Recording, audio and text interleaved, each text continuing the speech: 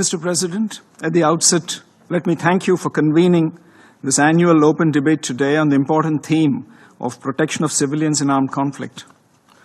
The world is witnessing a surge in armed conflict, and the civilians continue to be victims of such conflicts. It's highly alarming to see that in 2024, as per ICRC records, the number of victims affected by armed conflict has increased, with 56,000 cases registered of missing persons alone. It's a paramount responsibility of the national governments to create a conducive environment where civilians are safe and secure. While we acknowledge the national responsibility, we should not ignore the adverse impacts of all forms of terrorism, including those emanating from across borders in today's debate on protection of civilians. It is needless to mention that the terror entities have gained significantly enhanced capabilities by having access to new and emerging technologies, which present us with new threats, particularly to the civilian populations. In this regard, the efforts of the Council and of the international community should be directed at assisting national authorities in developing capabilities and capacities to protect civilians. It's unfortunate that the parties to the armed conflicts continue to attack civilian populations, particularly women, children, and other vulnerable groups, as well as indispensable civilian infrastructure, such as hospitals, by projecting them as legitimate targets. Regrettably, during armed conflicts, civilians, including women and children, are used as human shields for military operations and terrorist activities. Therefore, it is paramount that the international community resolves to take concrete actions towards the implementation of relevant Security Council resolutions that have been previously adopted. Mr. President, any attack on civilians and humanitarian workers is a grave violation of international law, in particular international humanitarian law. The existing legal framework concerning the protection of civilians cannot be overlooked.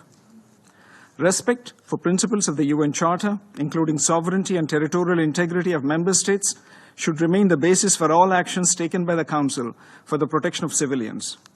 A politically motivated decision to intervene in an armed conflict situation may have devastating consequences, including to the civilian population, and therefore must be prevented. Furthermore, any intervention must be proportionate and based on credible and verified threat perception. The Council and the international community must take necessary measures to ensure effective and timely protection of civilians, including their life, dignity, and rights. The core principles of humanity, neutrality, impartiality, and independence must continue to guide the operations of all humanitarian agencies and organizations. Mr. President, I am constrained to respond to the baseless allegations of the representative of Pakistan on a number of issues. First, India has experienced decades of Pakistani-sponsored terrorist attacks across our borders. This has ranged from the horrific 26/11 attack on the city of Mumbai to the barbaric mass murder of innocent tourists in Pahalgam in April 2025.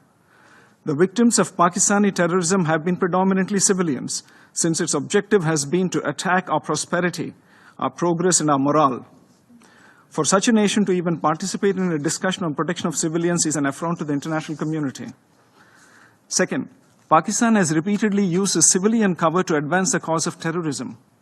We just recently saw senior government, police, and military officials pay respects at the funeral of noted terrorists targeted by Operation Sindoor. A nation that makes no distinction between terrorists and civilians has no credentials to speak about protecting civilians. Third, earlier this month, the Pakistani army deliberately shelled our border villages, killing more than 20 civilians and injuring more than 80.